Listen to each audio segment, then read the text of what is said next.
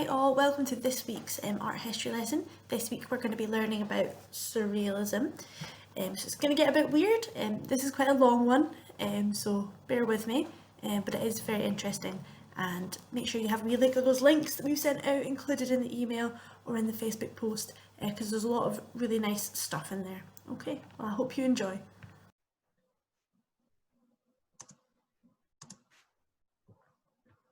So today's topic is Surrealism, which is kind of our little subcaption today is Surrealism, art without reason, aesthetics or morals. That's very exciting. This is all, you might recognise this from Monty Python, and this is a piece of work by Terry Gilliam, and I think it's quite surreal.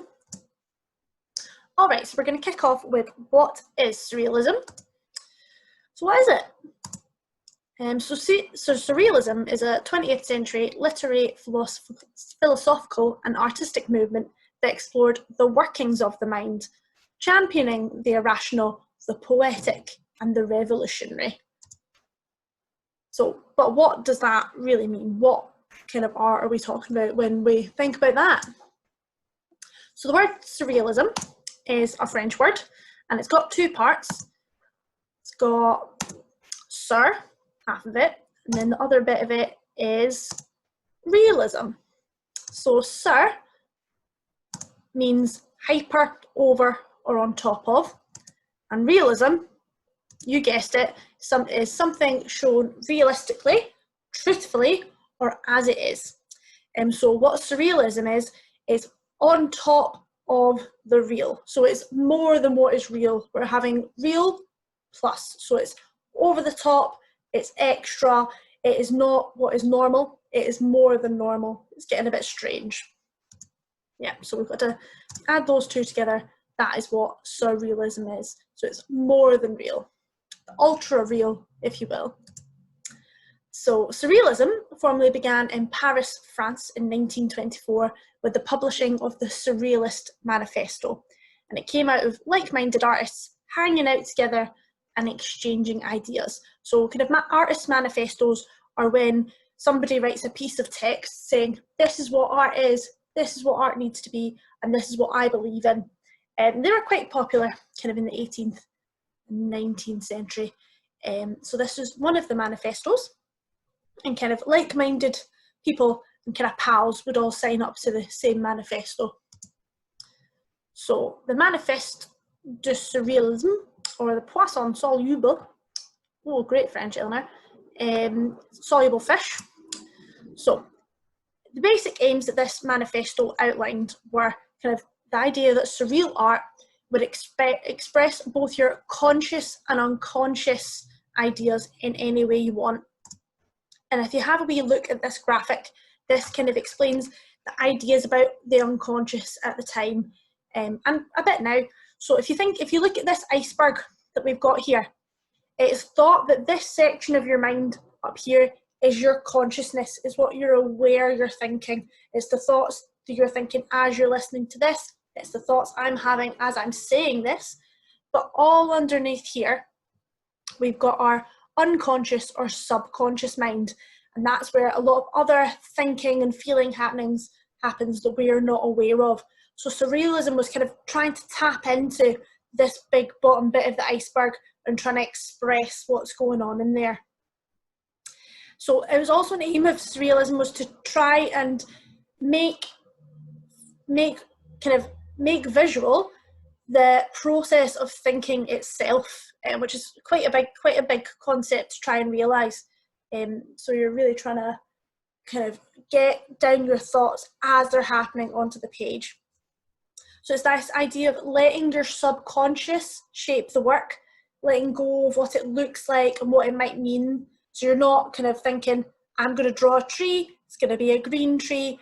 You're just kind of seeing what happens when you start drawing and not worrying about too much what it looks like.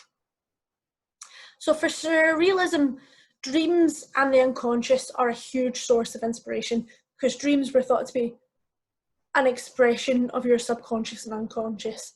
And a kind of a way of thinking about it can be two distant realities reunited to create a new one. So it's kind of like our conscious world is colliding with our unconscious inner world, if that makes sense.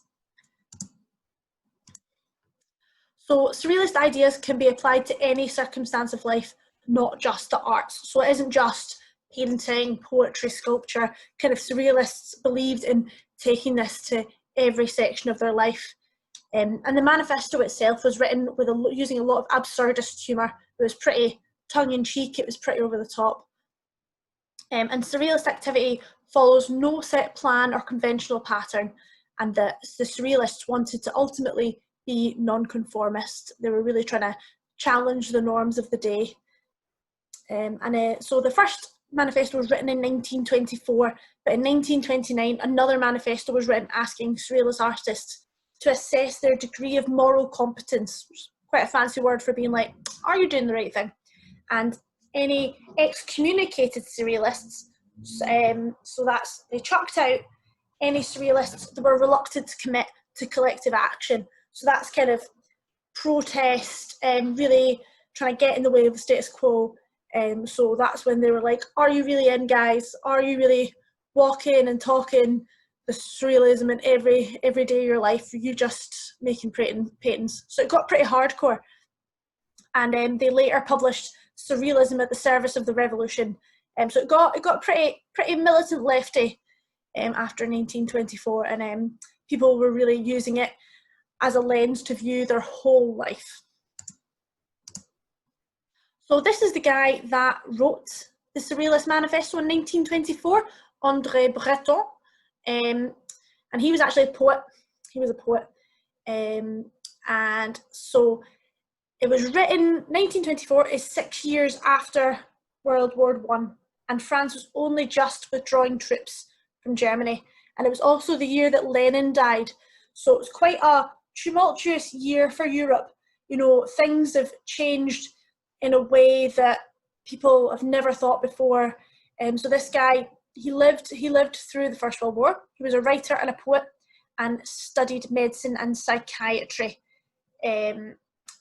which is obviously quite different to psychiatry now. And he loved Freud, very, very into Freud, and kind of took on a lot of his ideas into his poetry and kind of talked about them with his artist pals. So Breton was in the medical corps in First World War and the Second World War. So you can imagine a lot of what he would have seen during the First World War especially would have really shaped the kind of the political ideas going into his Surrealist Manifesto. And also I imagine there's a lot of quite a lot of trauma in his unconscious there, especially kind of working, delivering medicine during the First World War. So that's the kind of a bit of the context out which Surrealism kind of came to be. It was a world where a lot had changed.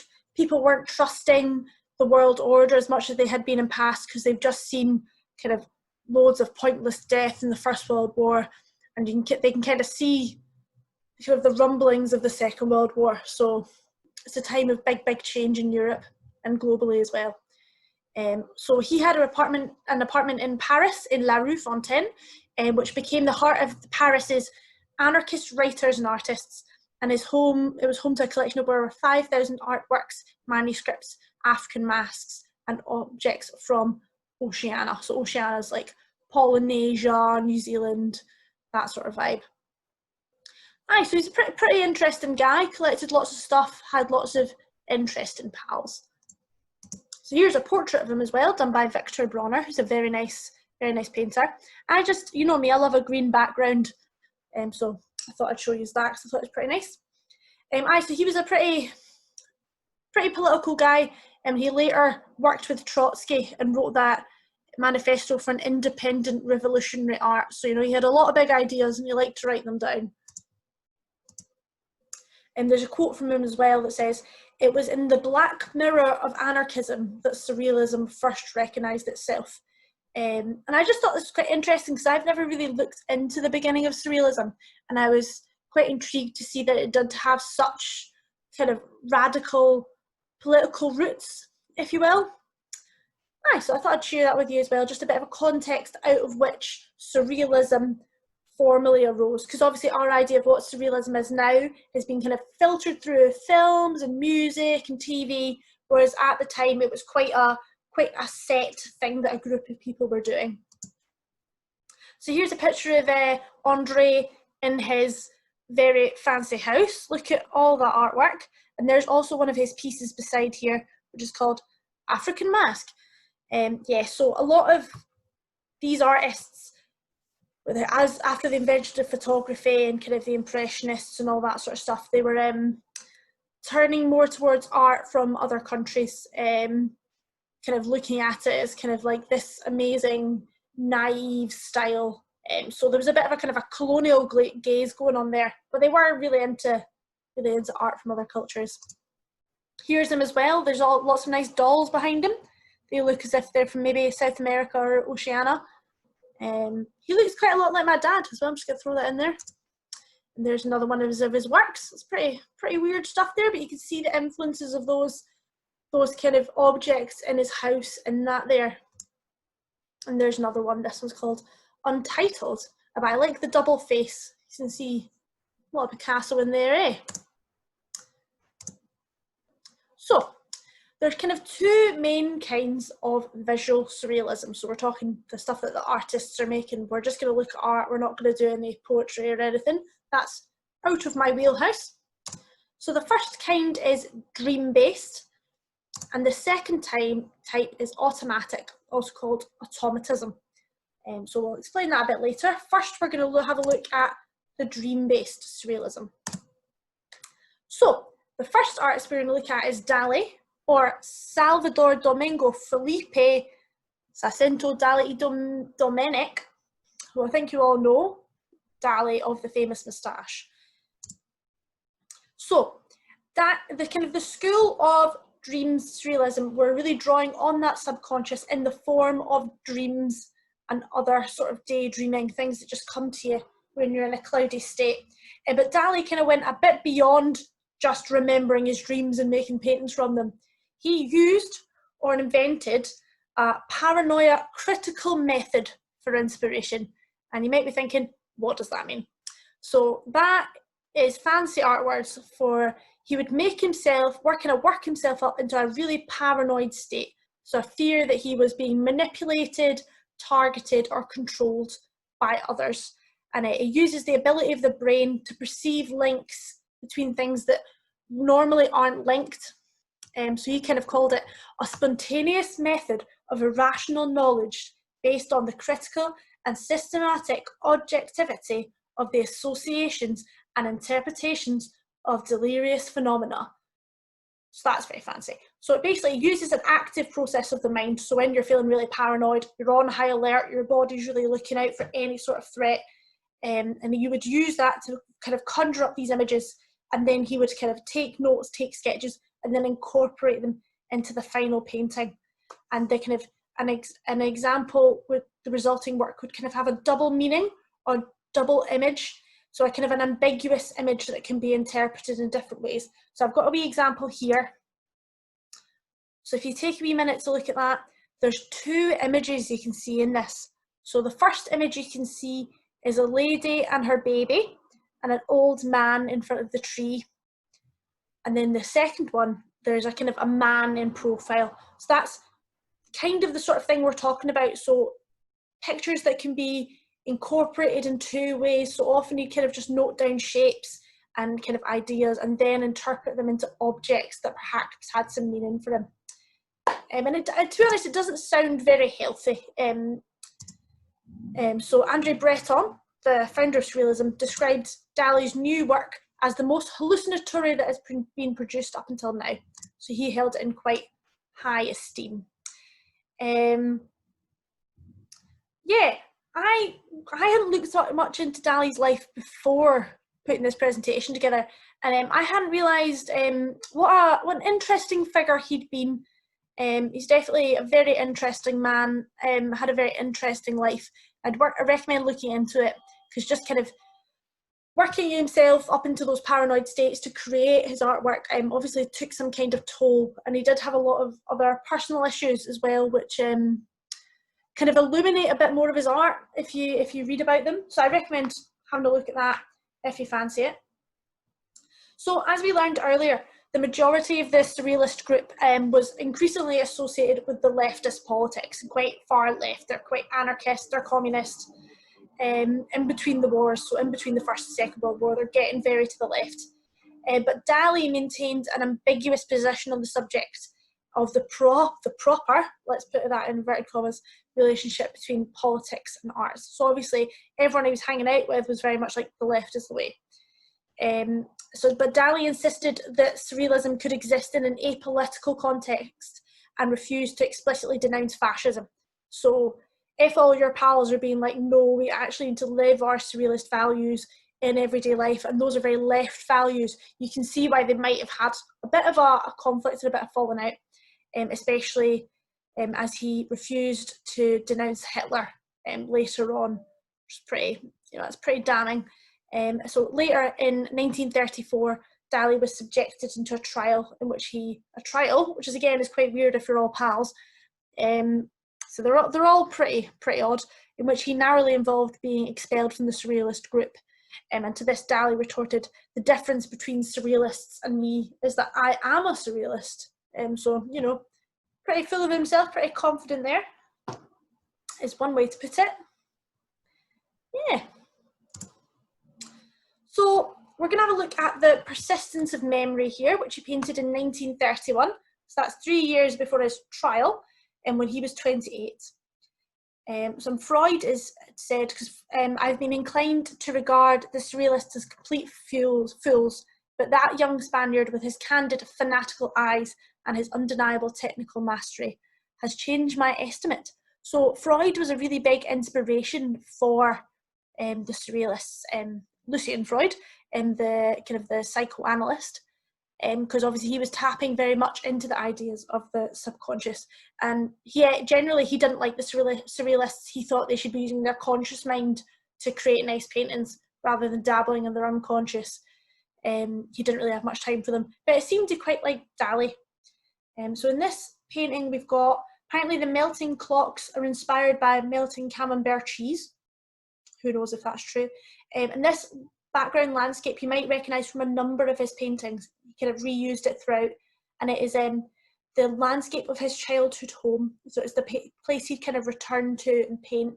And often, once he'd been out and about at exhibitions, he would come back and he'd lock himself away for months at a time, and he really wouldn't see anyone, and he just kind of lived by himself. Yes, this is one of his most famous memories. Memories? I'm getting confused there. Famous paintings. Here's another one. You might know this is from 1936, and this is Lobster Phone. So here you've got, the combining of two objects that you wouldn't normally associate together, which is kind of, a cornerstone of surrealism. You're throwing things together that don't really make much sense. So you're seeing here, we've got an ink drawing on the left, which is probably his plans for this sculpture before this sculpture came to be. So he may have seen this in one of his kind of paranoid states.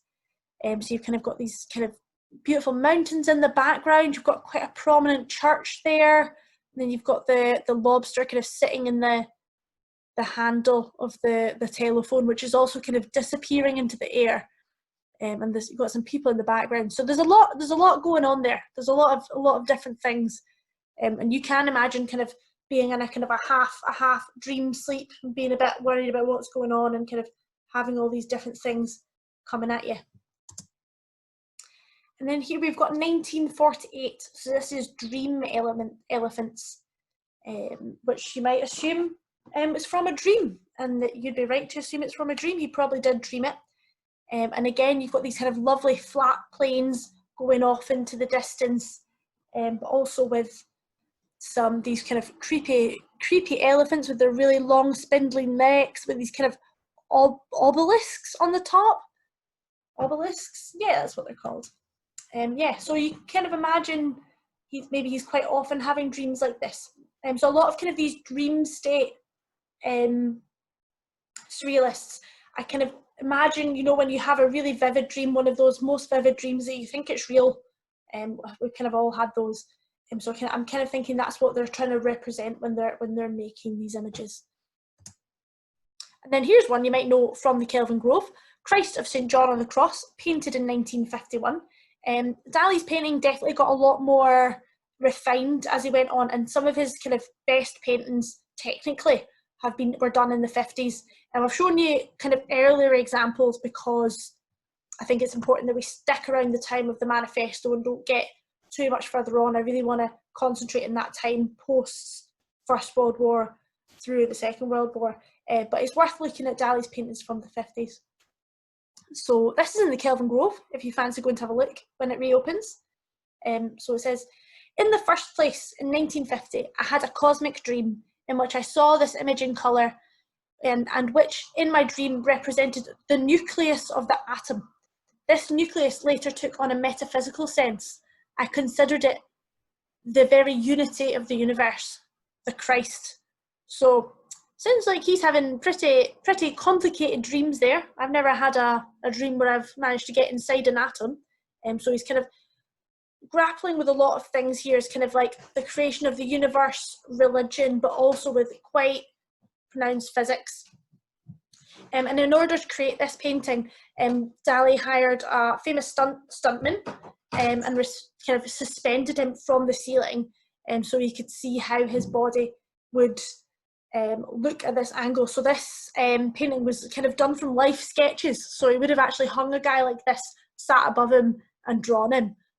So definitely going straight to the source material, but must have been quite strange. And the body of water below him here, which also kind of looks like the sky, is the Bay of Port Ligat, which I'm sorry I've pronounced that wrong, which is where Dali was staying at the time of this painting. And in 2006, this was voted Scotland's favourite painting with 29% of the vote. I don't know where that vote was conducted, but good to know, eh? Yeah, so Dali quite often incorporated places he's been and places he remembers into his paintings. So it's that kind of the combination of the fantasy, the dream world, the paranoid world, but also where he is at the time. So you've got those kind of those two worlds colliding there, if that makes sense. All right, so our next artist we're going to look at is Dorothea Tanning, who you can see here standing, really having a nice big smile on her face. And this is some of her work. So she was an American artist. She was self-taught. She didn't go to art school or get taught by anyone. And she discovered Surrealism at an exhibition in 1926 in the MoMA in New York. So that was an exhibition that the Surrealists from Europe were having in America. And she lived till she was 100. So she discovered Surrealism when she was 16 and then was just kind of working from then on. So this piece is called Eine kleine Nachtmusik, and it's from 1943. And a lot of her early work is kind of these precise, really precisely drawn figures in kind of dreamlike or nightmarish scenarios. So let's take a wee moment to kind of have a quick think about what your first impressions of this piece are.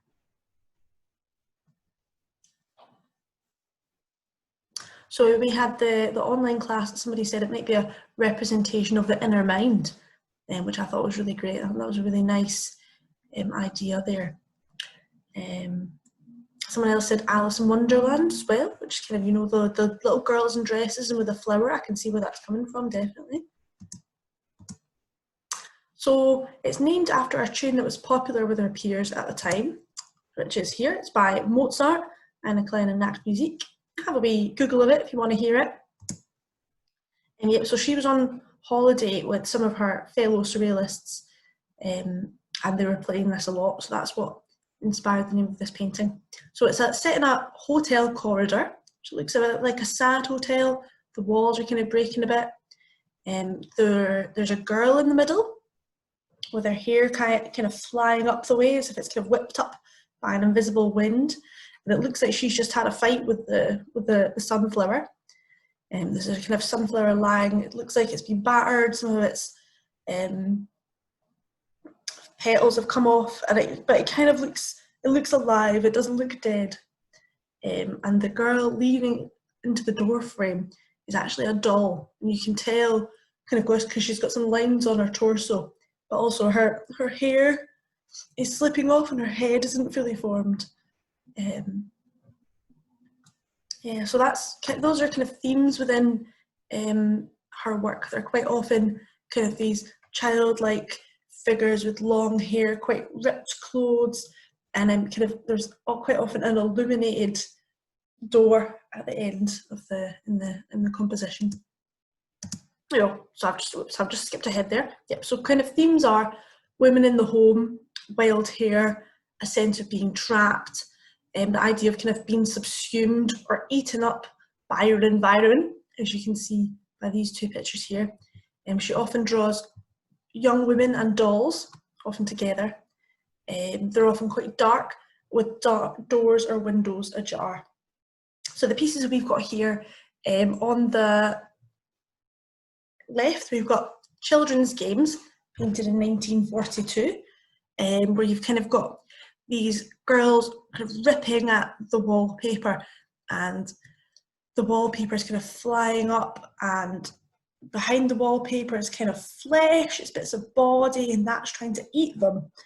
So that's more like a nightmare than a dream, I would say. But then at the end of that kind of corridor, you've got some blue sky at the end. So it's certainly very odd. And on the right, we've got an image of on fire, and the woman's hair and clothes are kind of flying away. It looks like she's kind of being sucked in two directions. So her arms are being pulled into the wall, but her clothes and her hair are being pulled the other way, and they kind of look like they're becoming flame. And she's also got a kind of a metal arm. So there's a lot going on in that one. But a lot of her work was kind of around not wanting to be in a traditional role for a woman at that time. She wanted to be out and about. She was a young single artist, carving her own way, self-taught. She had an affair with one of the other surrealists who was married to Peggy Guggenheim, who was a very powerful art collector at the time. So she was certainly living quite a non-conformist life. And here's another two. So we've got Interior from 1953 on the left, and The Seven Spectral Peril from 1950 on the right.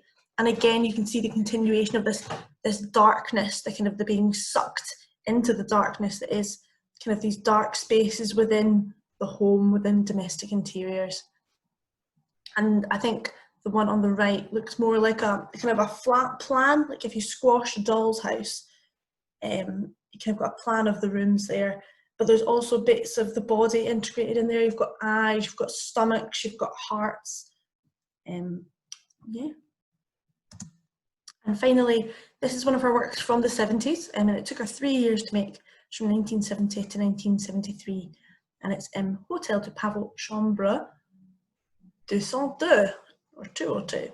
And yep, so you can kind of see the sculptural ideas of her work being built here. You've kind of got these bodies bursting out of the walls, or are they being sucked into the walls? You don't really know, but it's certainly quite nightmarish. So the next dream-based surrealist we're going to look at is René Magritte, and I think he's actually my favourite. So we've got two here. So we've got on the right, we've got the Dominion of the Light, or the Empire of the Light. And it took me ages to realise what is surreal about this picture. He's done it so subtly, it's hard to tell. And it is, in fact, that the sky is in daytime and the ground is in nighttime, because you've got that lamp on. Yeah, so it's about the, kind of those two colliding worlds, the light and the dark within the same space. And then on the right here, we've got the portrait from 1935, which has got an eye in it. So it's kind of like your lunch staring back at you. Quite creepy there. And we've got another two here, which I think are getting a bit more hippie, getting a bit more anti-war, I would say. So on the right here, we've got The Big Family, which seems to be a peace dove made out of blue sky flying over a dark ocean. And And I would go so far as to say that this is about, you know, us all being one giant family and that we shouldn't fight. So a bit less subtle in his meaning there. And on the left, we've got a friend of order, where you've got this kind of cut out silhouette of a man almost being like a window through this kind of dark, textured black oil paint, which to me kind of looks like a charred forest or like a forest at night, and you're seeing through to this kind of beautiful, very pristine, calm orchard at night time. So what I really like about Magritte is he uses a lot of these kind of windows between worlds in his work, and I just love his use of blue, so that's why I've put quite a few of these in, because I really love these kind of shapes he cuts out where you can see through to another world, and they're really cool. So he was a Belgian artist, and his early work was impressionist, but after the First World War, his style changed and he became pals with André Breton, who wrote the Surrealist Manifesto, and that's when he started to make works more like this. So he was a very technically skilled painter, and that's how he was able to make these very realistic paintings. So some of his most famous here are these paintings. So the one on the left, which says "Ceci n'est pas un pipe," and that means this is not a pipe, is his most famous of these works. So it's from a series called The Treachery of Images, and he did more than one, but the pipe seems to be the one that everyone's kind of remembered. I think he did about 20. So you've got one on the right here, which is "This is not an apple," and it's kind of getting at the idea that although this looks like a pipe, it is in fact an oil painting. So it is an illusion, and you can say it's a pipe, but you couldn't pick it up and smoke it. It's just a beautifully rendered painting of a pipe. So all it is oil paint and canvas. So in that sense, it is lying to you, if that makes sense. It's not, this isn't a pipe, it's canvas and oil paint. So the second type of surrealism we're going to look at is automatism. We're kind of leaving the dreamlike behind and we're moving on to automatism. So automatism is that idea that you're letting your material do the work and then you interpret it later. So you're just kind of essentially doodling. It's a fancy form of doodling where you're just letting your mind roam while you're kind of making some marks on the paper. A bit like if you've ever done that art exercise where you take a line for a walk, you shut your eyes and just move your pencil around the paper. That's automatism. So it's borrowed from physiology, describes when the bodily movements are not consciously controlled, like breathing or sleepwalking. So all of us, as we're sitting here, we're probably not thinking, inhale, exhale, inhale, exhale. Our stomach's digesting food, our brain's ticking away, there's blood pumping around our body. It's stuff that our body does without us having to think about it. And that's kind of what the surrealists are trying to tap into. So again, the lovely Sigmund Freud was very into this kind of free association, automatic writing, automatic drawing, to access the unconscious mind of his patients. So maybe have a look at what you can see in this piece. I just see lots of hands and kind of eyeballs moving around, but there's a few more examples here. So I've got another one here. Another one, which again, I'm seeing lots of hands. That's what I get there. Lots and lots of hands. And then here's another. Oh no. Yep, so it's creating art without conscious thought. And the artist attempts to let the unconscious guide his hand in the creation of an image, which is actually harder than you think. You might be a bit like, oh, I'm just doodling. But if you're trying to really do this consistently, it's really hard to not think about what you're drawing, especially when you're used to kind of trying hard and being like, oh, I'm going to try and make a beautiful picture. Sometimes it can be quite hard to let go, but it's worth giving a go. It can be quite fun. So you're letting the materials lead the way. Yeah, then here's a final one. This is my favourite one. And I think these kind of show that everyone's going to make different automatic drawings because we're all different and we all hold a pencil differently. We all apply different pressure. We all put it at different angles. So the marks that I will make will be different from the marks that you will make. To be different to the person that normally sits beside you in class will make. We've all got our own kind of unique touch there. So Juan Miro was a big fan of automatic drawing. He loved the wandering line technique, and spontaneous mark making, so kind of making dashes at the camera on the paper and making sweeps. And he said his work was conceived with fire in the soul, but executed with clinical coolness. And this kind of refers to the fact that he would do kind of automatic drawings, but then as his work was screen printing, which is something that you kind of need to, wait, his work wasn't screen printing, sorry, getting a bit carried away. Some of his work was screen printing or oil painting, which is something you need to think about a bit more. So he would use inspiration from these automatic drawings, and then he liked to assign colours symbolically. So he would then interpret them and then move towards creating an oil painting. So it's very much an intellectual process of creation. It's not just kind of like splash, splash, done. There's a lot of thought going into it. And you've also got to kind of think about the context here. The ink blot test, you know, that test where they give you an ink blot to look at and see what you're looking at, that the research for that was begun in 1921. So these ideas are all pretty cutting edge, they're all pretty new. People are really working with kind of what at the time was, you know, the most cutting edge science. So there you go, you can see how he might interpret some of these automatic drawings later into compositions, and this is called Women Surrounded by Constellations. I really like the eyes in here. I think the eyes and the colours are gorgeous and really, really nice.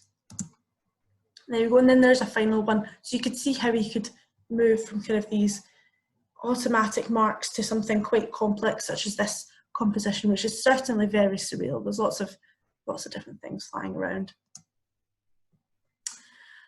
So now we're going to have a look at the work of Max Ernst, because he shows some of these automatist techniques quite well. So the first thing we're going to look at is grattage, which is French for scraping, because these are all French artists, so they're using these fancy words.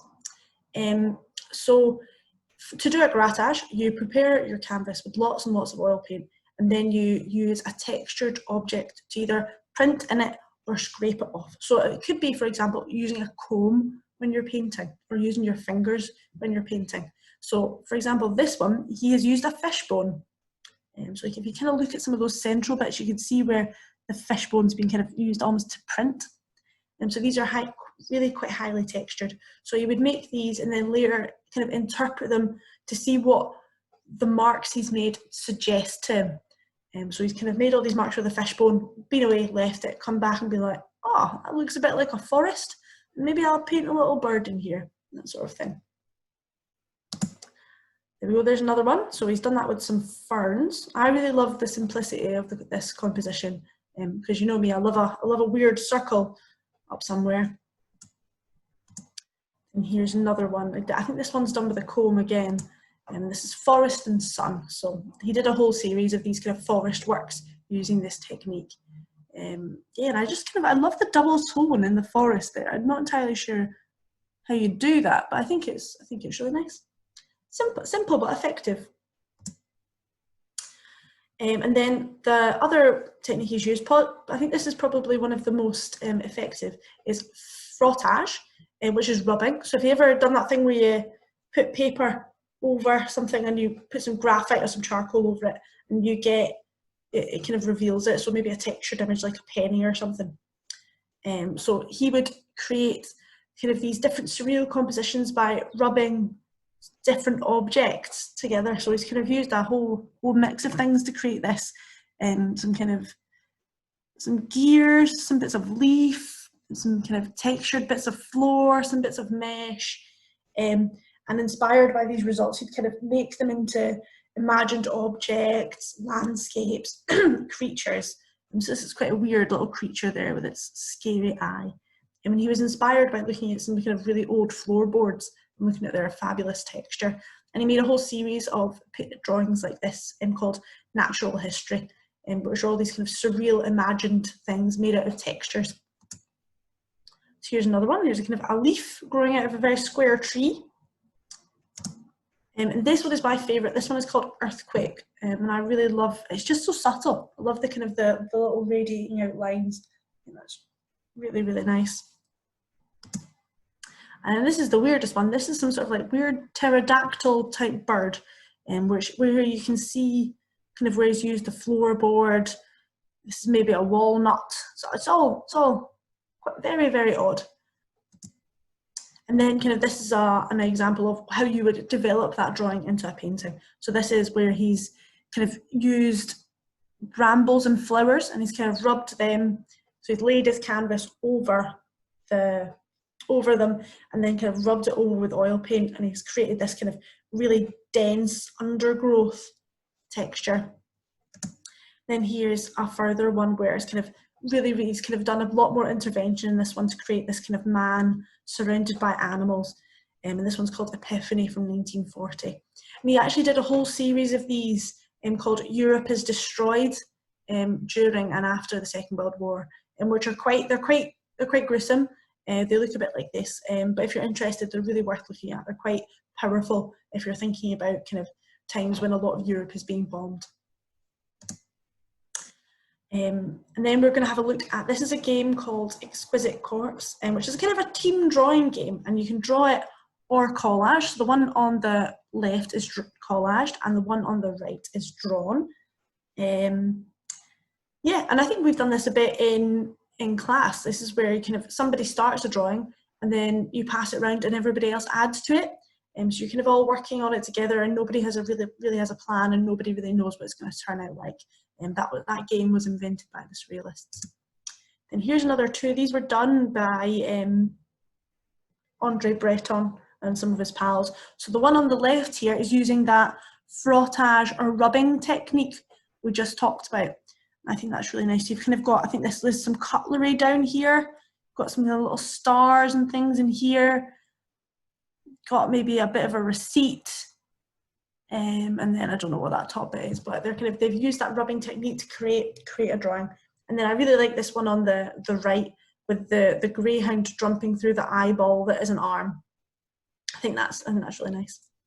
Yep, so that's, if you've got people around you at the moment, this is a really good game to play. It's quite fun. And it can be also used to create landscapes. It doesn't necessarily need to be figures. I think you'd call this a landscape. It's very, very odd, isn't it? But you can see there you've kind of got Freud's couch in here down the bottom. If you think of like traditional psychoanalysis, there'd be somebody lying on a couch and Freud would be sitting listening to them. And surrealism and photography go very well together as well. So we're going to start off by looking at Dora Maar. And a lot of these photographers have been, and they have reinvented themselves. They're kind of living that kind of 20th century, I'm a British and I'm an artist lifestyle. They're kind of going out being quite radical. So she was born in 1907 in Paris, but mostly grew up in Buenos Aires. And when she returned to France, she studied painting and dabbled in photography. And in 23, she reinvented herself from Henrietta to Dora Maar, and by 1932 had established a successful photography studio. And she is quite famously had a relationship with Picasso, and he wasn't very nice to her. And he often kind of looked down on photography, saying within every photographer is a painter waiting to get out. And later in her life, she did focus more on painting, hopefully from her own decision and not because he was mean to her, because I really like her photography. So this one's called Handshell from 1934. So it's one of those kind of putting together two objects that don't really make sense. So this it kind of looks like a snail, but it's also quite unsettling because you kind of got this moody sky, this kind of disembodied hand. Yeah, it's quite weird. And then this is one of her works as well, which I really like. So it's got a woman staring into a cobweb. She looks really kind of eyes far and away in the distance. She's contemplating something terrifying. She's holding her face. And the title is The Years Lie in Wait for You. And so don't get old, lady. That seems to be what that's about. But I think it's quite funny. Then probably the two most out there characters we're looking at today are Claude Cahoon and Marcel. They worked together. There was an artistic duo from Nantes. They met when they were 17 and both moved to Paris in 1920. And this is a painting. This is a photograph called Je tends les bras, which is I Extend My Arms, which they made in 1932. So the reason that they were kind of so unusual for the time as well, because Claude was born Lucy Renee Mathilde Schwab, and Marcel was born Suzanne Albert Malherbe, but they both chose to live as men for the rest of their lives. So Marcel was an illustrator, designer and photographer, and Claude was a surrealist writer and quite often the kind of the model in the photos, adopting a variety of gender fluid personas for these works. And Claude is quoted to have said, masculine, feminine, it depends on the situation. Neuter is the only gender that always suits me. So kind of they're both living out with the gender norm, out with the gender binary, so they're kind of carving their own path and really charging ahead, being their true selves. But we've also got a quote from Claude as well: under this mask, another mask, I will never finish removing all these faces. So a lot of the time they're really exploring their identity, because they wouldn't have been able to fully live and explore as they would have liked to at this point. They probably would always have had to have a mask on when they were around, in the sense of kind of not being their true selves. This is another one of their works called Combat du Pierre, which is the Battle of the Stones from 1931. There we go. So that's kind of a nice reflected image. So here's, I think, my favourite photograph of theirs. So this is Claude here. So kind of shaved head, double exposure here, and it's called "What Do You Want From Me?" Taken in 1929. I just think this is such a charged photo. It feels quite emotional. There's quite a lot going on in there, and you can feel the real tension between the two Claudes in this picture. So I really like that, and it certainly is very surreal. So they're quite a big fan of this double exposure technique, to kind of use something that a real photo you've taken and to be able to manipulate it and make it into something new, which you would have had to done in a dark room at this point. They didn't have any computers or Photoshop. And together they took this very surreal series of work called Disavowed Confessions. So here they are. They've taken a lot of photos and then again done this collage technique in the dark room. So they're quite magical. They're quite spooky and kind of occulty. There we go. So here's some more of them with their kind of different bits of the body, different bits of the face concealed. You've got this down here. You've got Claude within an eye. So I really like these, and I've got absolutely no idea how you would go making these in an analog manner, which I find really impressive. So we're going to finish up by looking at some surrealist artists who are working now, because the formal collection of surrealists, the surrealists that all hung out together and swapped ideas, kind of largely disbanded post Second World War, because a lot of them were living lives out with the norm. So many of them were gay, many of them were kind of living in kind of countercultural ways that people didn't appreciate. You had the people that were kind of gender non-conforming.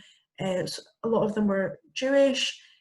So that's things that Nazis don't like. So a lot of them fled Europe during the Second World War and went to America and South America. So, and it's really worth looking into surrealism in South America, because there's a lot of really interesting stuff going on there. So they all kind of continued and developed their practices, but now they were in a different world, and kind of as artists responding to the world around them, kind of the art moved on. So they kind of took the lessons of surrealism and expanded and started doing new things, and kind of new generations of artists came along, started doing new things and inspiring different people. So kind of formal surrealism kind of petered out. So the artist we're going to look at here is Julia Curtis, and so she's an American artist based in Japan, and this is one of her works, Shy Women, from 2015. So kind of things made up of hair are a big theme within her work. So here you've got a woman kind of entirely made out of hair, which I really like. And this is her in her studio with some more of her paintings. And this is my favourite one of her works. This is Appetizer from 2017. And so it's a piece of sushi, but instead of fish, it's kind of got a long manicured finger on it. Just a bit strange. And then we've got No Place Like Home, also from 2017, where you've got a turkey made out of hair, which is also quite weird. And I just really like the way she paints, so I thought I'd stick this in. And then finally, we've got Li Wei, who's a performance artist and photographer who is from Beijing. He was born in 1970, and he takes these photos, but he's kind of classed as a performance artist because he doesn't use Photoshop. He takes all these pictures kind of like a stuntman. So quite often he needs really big production crews, almost like a film set to take these. So he kind of rose to fame with this series of photographs he took called the Crash series, where he kind of imagines himself falling to earth from the sky. So I thought I'd pick this one because I thought it was pretty weird. So here he is, he's kind of crashed into the sea like a meteor.